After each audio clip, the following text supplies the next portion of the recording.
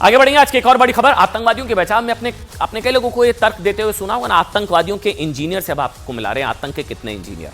खबर ये है कि आपने कई बार लोगों को ये कहते हुए सुना होगा कि ये बेचारे हैं, भटके हुए युवा हैं, शिक्षा की कमी के कारण पढ़ नहीं पाए, गरीब बेचारे पढ़ नहीं पाए, गरीबी के कारण मुफलिसी के चक्कर में ये आतंक के रास्ते पर चले गए, इन्होंने हथियार उठा लिया, है ना।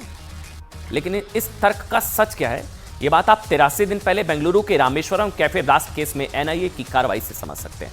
सुनिएगा, बहुत बड़ी खबर है। ये ब्लास्ट जो हुआ था, याद है आपको, कुछ लोगों ने सिलेंडर ब्लास्ट बता दिया था इसको।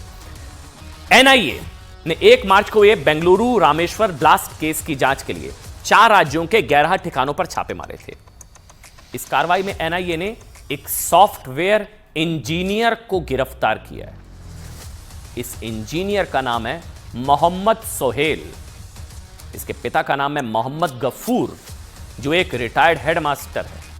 हाँ, हेडमास्टर का लड़का, आपको कुछ याद आया होगा। एक इकोसिस्टम के पेट में दर्द होता है कि हेडमास्टर का लड़का बेचारा आतंकवादी, हेडमास्टर बेचारा हेडमास्टर का। इसके पिताजी भी हेडमास्टर, रिटायर्ड हेडमास्टर। इसके अलावा एनआईए ने 2 डॉक्टर्स के ठिकानों पर भी रेड किया है। एक डॉक्टर का नाम जाफर इकबाल, दूसरे का नाम नयन सादिक। डॉक्टर हैं 2, एक है सॉफ्टवेयर इंजीनियर। गरीबी, मुफलिसी, मजबूरी में आतंकी बनते हैं। इंजीनियरिंग और डॉक्टर दोनों ही ऐसा पेशा है जहां बिना पढ़ाई लिखाई घुसना संभव नहीं है। खुद सोचिए, रामेश्वर ब्लास्ट, आतंकी ब्लास्ट केस में जिस डॉक्टर और इंजीनियर पर आतंकी धमाकों में शामिल होने के आरोप हैं, ये सब क्यों किया होगा? वो बेचारे हैं, शिक्षित नहीं हैं या फिर गरीब हैं, और पैसों की कमी के चलते वो बेचारे आतंकवादी बन गए, गलत रास्ते पर चले गए। सॉफ्टवेयर इंजीनियर मोहम्मद सोहेल से पहले एनआईए ब्लास्ट के मास्टरमाइंड अब्दुल मतीन ताहा और मुसाविर हुसैन शाजेब को 12 अप्रैल को गिरफ्तार किया गया था।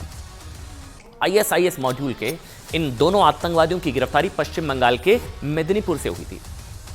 आप ये जानकर चौंक जाएंगे कि बेंगलुरु ब्लास्ट का मास्टरमाइंड अब्दुल मतीन ताहा भी आईआईटी इंजीनियर है, और मुसाविर हुसैन भी एक ग्रेजुएट है। ये दोनों हिंदू नामों से बंगाल में छिपे हुए थे। कसाब भी कलावा पहन कर आया था ना, ये लोग भी हिंदू नामों से छिपते हैं। कसाब भी कलावा, ये लोग, इनकी मॉडस ऑपरेंडी सबकी एक होती है।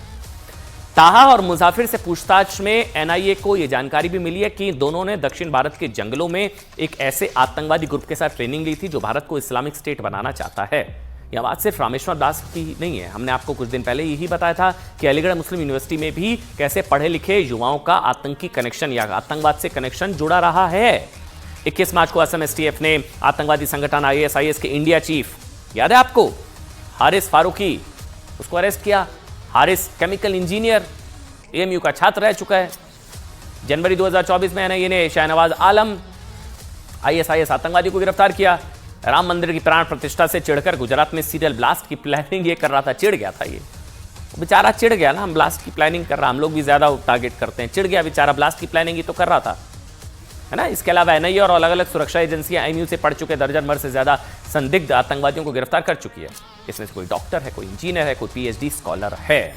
इसी तरह मध्य प्रदेश पुलिस ने हिज्ब उत तहरीर आतंकी संगठन पर कार्रवाई की और जितने लोगों को गिरफ्तार किया गया उसमें से कोई कंप्यूटर इंजीनियर, कोई टेक्नीशियन, कोई टीचर, कोई ग्रेजुएट, कोई कारोबारी, कोई जिम ट्रेनर, मतलब कोई मुफलिसी, गरीबी, मजबूरी वाला आतंकवादी हमको नहीं मिला। ये सारे पढ़े लिखे आतंकवादी, आतंक का कोई इंजीनियर, आतंक के डॉक्टर, आतंक के ये, आतंक के वो, कोई कोचिंग सेंटर चला रहा है, लेकिन सभी का कनेक्शन पाकिस्तानी आतंकवादी संगठन से मिला।